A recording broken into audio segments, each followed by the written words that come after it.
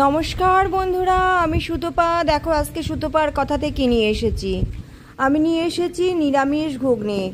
রেসিপিতে যাওয়ার আগে একটাই কথা বলবো, প্লিজ চ্যানেলটাকে সাবস্ক্রাইব করে ভিডিওটাকে লাইক দিয়ে দিও। এবার চলো তাহলে রেসিপিতে যাই। নিরামিষ ঘুগনির জন্য মটর আমি কাল রাতে ভিজিয়ে রেখেছিলাম। দেখো ফুলে কেমন হয়ে গেছে। এই যে চাপলেই এই দেখো বেরিয়ে আসছে।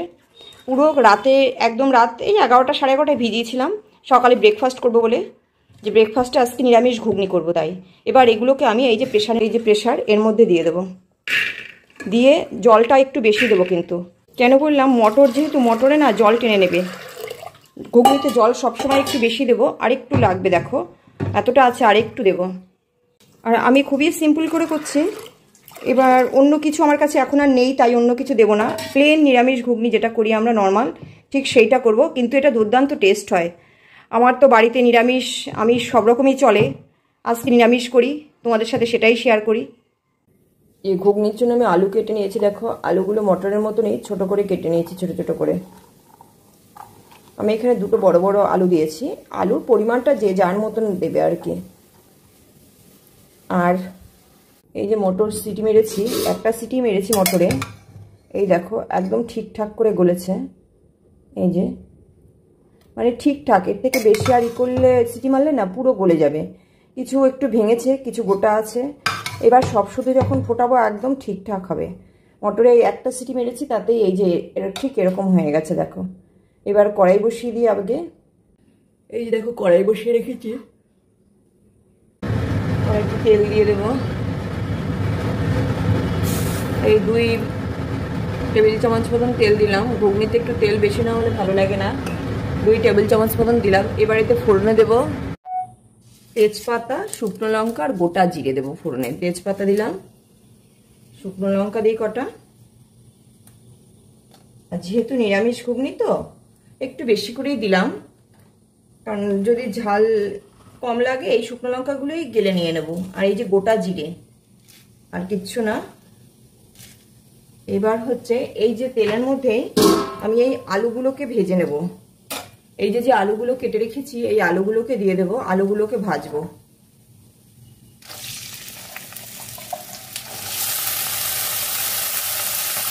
আলুগুলো কিন্তু পুরো লাল লাল করে ভাজবো একদম।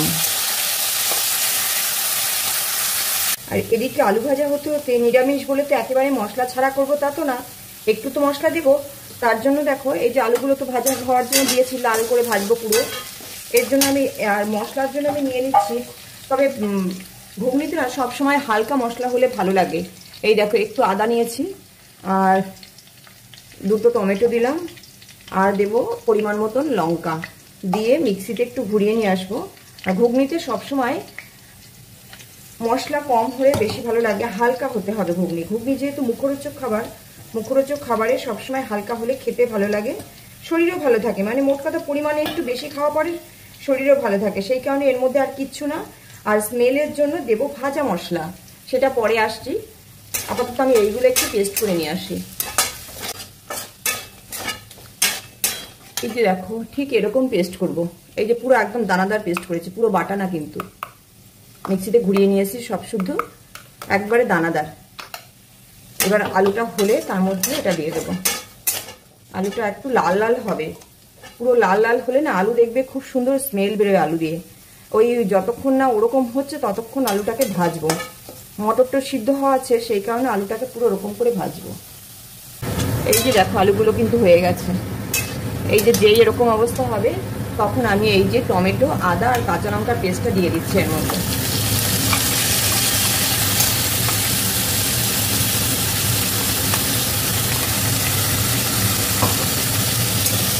আর এর মধ্যে লবণ আর হলুদও দিয়ে দেবো। আমি কিন্তু লবণ দেইনি, মটর সিদ্ধের মধ্যে লবণ আছে, তাই লবণটা হিসাব করে দিতে হবে। লবণ দিলাম, আর দেবো হলুদ।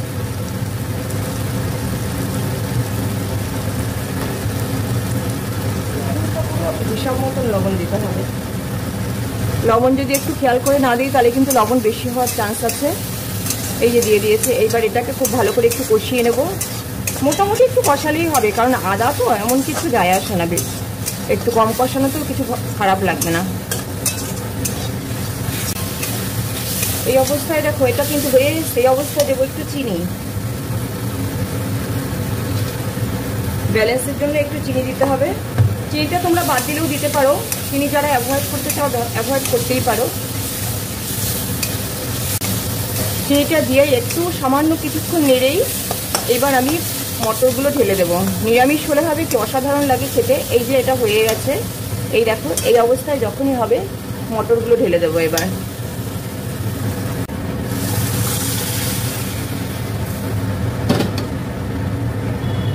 এবার এটা টকবক করে ফোটার অপেক্ষা করব। আমি একটু ঢাকা দিয়ে দেবো, ঢাকা দিলে একটু তাড়াতাড়ি ফুটে উঠবে, ফোটাটাও ভালো হবে আর কি। একটু ঢাকা দিয়ে দিলাম, এখন ফোটার অপেক্ষা করব, টকবক করে ফুটবে। এই যে টকবক করে ফুটে কিন্তু এই অবস্থায় এসে গেছে। এটা আমার কিন্তু হয়ে গেছে, এটা এই যে রেডি, এগুলো পুরো গলে গেছে। এবার এটাকে স্পাইসি বানানোর চিন্তা। স্পাইসি বানানোর জন্য 1 নম্বর হচ্ছে আমি দেব জিরে, ধনে, তেজপাতা, শুকনো লঙ্কা সমস্ত কিছু মিশিয়ে আমি ভেজে গুঁড়ো করে রেখেছি, সেই গুঁড়োটা দেবো। এই যে 1 চামচ দিয়ে দিলাম, গ্যাসটা একটু কমিয়ে নিই। এটা 1 চামচ দিয়ে দিলাম, দিয়ে এটাকে খুব ভালো করে মিশিয়ে নেব। আর তারপরে 2 নম্বরে দেব এই যে একটা লেবু রেখেছি, এই লেবুর রসটা পুরো দিয়ে দেব। নিরামিষ হলে হবে কি এতটা টেস্টি লাগে সে বলার মতন না। এটা নিরামিষ না আমিষ খাওয়ার পরে আর কেউ বলতে পারবে না। ঘুগনি মানেই হচ্ছে মুখরোচক হতে হবে। এটা মানে কি বলবো, অতিরিক্তই মুখরোচক হয়ে যায়। দেখো পুরো লেবুর রসটা আমি দিয়ে দিলাম। সে তোমরা অর্ধেকটাও দিতে পারো, আমার লেবুটা একটু ছোট আছে বলে আমি পুরো গোটাটাই দিয়ে দিলাম। এবার খুব ভালো করে মিশিয়ে নেব। আর দেব একটু গরম মশলার গুঁড়ো, হালকা, খুব বেশি না, হালকা দেব, অল্প একটু, একদমই একটুখানি দিলাম। 1/4 চামচ, ছোট চা চামচের 1/4 চামচ দিয়ে এটাকে ভালো করে নেড়ে নিই আগে। আর দেব এই যে এই চামচটার, এই ছোট চা চামচের থেকে একটু বড় চামচটা, এই চামচের 1 চামচ মতন ঘি পুরো। এবার এটা রেডি, লবণ দেখে নামিয়ে দেওয়া। অতি সুস্বাদু মুখরোচক, যা বলবে। এটা নিরামিষ আমিষ কিচ্ছু বোঝা যাবে না, এতটাই টেস্টি ঘুগনিটা। এটা পুরো রেডি। এটা এবার বাকি যা কিছু দেওয়া সেটা পরিবেশনের সময় দিতে হবে।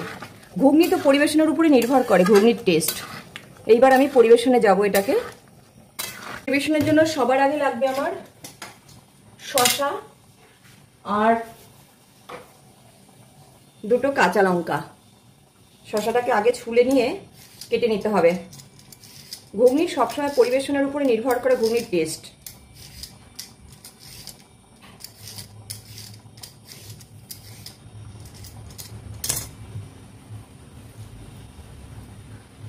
এবার হচ্ছে শসাটাকে কাটতে হবে আগে।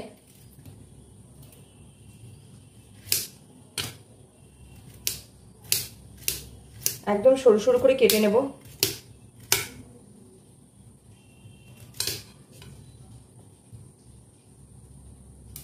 ঘুগনি পরিবেশন যদি একটু 19-20 হয় ঘুগনির টেস্ট কমে যাবে। আর পরিবেশনটার উপরে অনেকটা নির্ভর করে ঘুগনির টেস্টটাকে। এই যে দেখো, এই যে এরকম সরু সরু করে কেটে নিচ্ছি শসাটা পুরো এই যেরকম করে কেটে নিয়েছি। এবার কাঁচা লঙ্কাটাকেও একদম সরু ছোট ছোট করে কাটবো, কারণ উপর থেকে কাঁচা লঙ্কা যেহেতু মুখে পড়বে, যে যেমন খাবে ঝাল সেরকমই দেব। এই দেখো কাঁচা লঙ্কাগুলো কেমন করে কাটছে, একদম ছোট করে কেটে নিয়েছি। আর নেব 1খানা লেবু, কেটে নেব। এই যে লেবুটা দেখো, লেবুও সাইডে দিতেই হবে। ঘুগনি ওই যে বললাম পরিবেশনটা অনেকটা নির্ভর করে ঘুগনির টেস্টকে, কতটা বাড়াবে কতটা কমাবে।